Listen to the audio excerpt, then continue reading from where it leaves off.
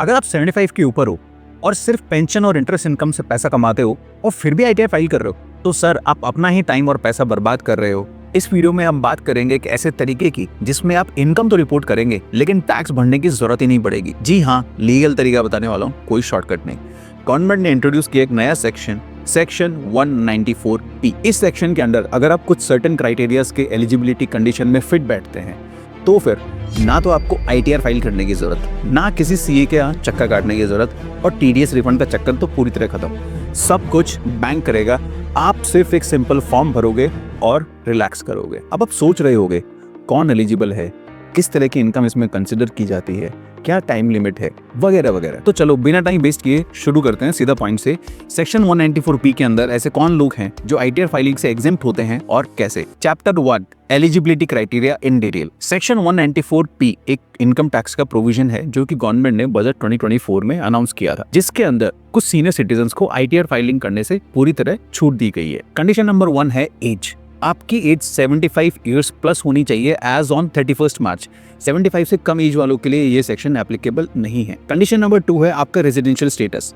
केवल इंडिया के resident senior citizens जो कि 75 से प्लस हैं उनको ये सेक्शन में बेनिफिट मिलेगा। अगर आप NRI हैं और 75 से प्लस हैं तब भी आप ये सेक्शन चूज नहीं कर सकते। कंडीशन नंबर 3 आती है इनकम सोर्स। आपकी सिर्फ पेंशन या इंटरेस्ट इनकम होनी चाहिए।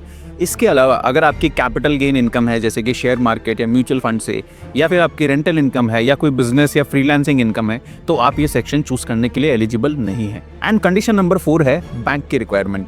आपका अकाउंट एक ही बैंक में होना चाहिए और वो भी गवर्नमेंट बैंक के अंदर। आपकी पेंशन भी और आपकी इंटरेस्ट इनकम भी दोनों सिर्फ उस एक बैंक के अंदर आनी चाहिए।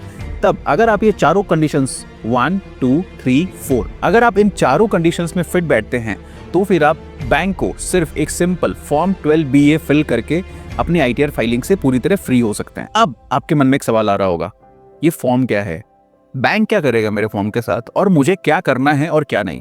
तो चलिए मूव करते हैं चैप्टर 2 की तरफ। चैप्टर 2 फॉर्म 12BA को समझना। फॉर्म 12BA के अंदर आपको सिर्फ 3 चीजें डिक्लेयर करनी होती है। नंबर 1 आपके सिर्फ इंटरेस्ट और पेंशन इनकम है। नंबर 2 आपकी सारी इंटरेस्ट और पेंशन इनकम एक ही गवर्नमेंट बैंक अकाउंट में रिसीव होती है।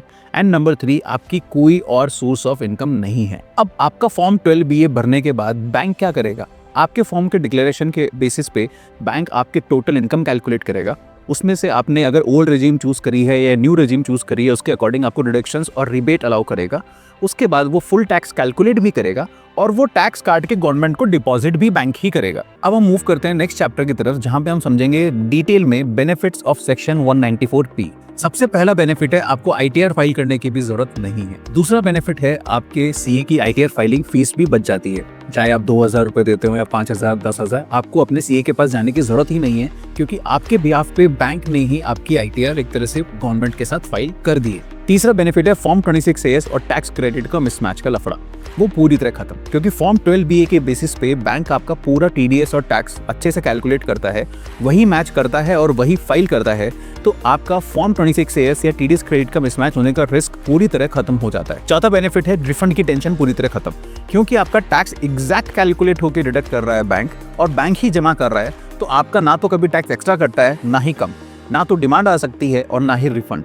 तो इस सिनेरियो में अब रिफंड की चिंता कब आएगा, कैसे आएगा, इतना लेट क्यों हो गया, मेरा बैंक अकाउंट का मिसमैच हो गया है, मेरा पैन इनऑपरेटिव हो गया, ये सारे लफड़े भी पूरी तरह खत्म हो जाते हैं। और सबसे बड़ा बेनिफिट है नोटिस का खतरा पूरी तरह खत्म। जब आपका सारा असेसमेंट ही बैंक ने किया है, आपने एक्चुअल डिक्लेयर किया है, एक ही बैंक अकाउंट है, उसी में पेंशन है, उसी में इंटरेस्ट है, सब कुछ, तो पूरी तरह आपके ऊपर इनकम टैक्स डिपार्टमेंट की स्क्रूटनी या नोटिस आने का खतरा खत्म हो जाता है। अब जो लोग वीडियो में अभी तक देख रहे हैं उनके लिए कुछ मैं बोनस टिप शेयर करने वाला हूं कि आप सेक्शन 194P का मैक्सिमम बेनिफिट कैसे ले सकते हैं। अगर आपकी फैमिली के अंदर दादा दादी, नाना नानी या कोई भी ऐसे पर्सन है सीनियर सिटीजन जो कि 75 ईयर्स प्लस हैं और उनकी सिर्फ पेंशन इनकम या इंटरेस्ट इनकम है, वो भी टैक्सेबल लिमिट से बहुत नीचे रह जाती है, तो आप अपने आप नाम पे FD करने की बजाय उनके नाम पे FD खुलवा सकते हैं बैंक में, जिसमें वो प्राइमरी होल्डर हों, पैन नंबर भी उनका लिंक होगा और उस बैंक में FD करा के आप वो पूरी इंटरेस्ट इनकम उनके नाम पे शिफ्ट कर सकते हैं। इससे आपको 2 फायदे होंगे। पहला ये कि आपकी इंटरेस्ट इनकम शिफ्ट हो गई है अपने दादा दादी या नाना नानी के नाम पे,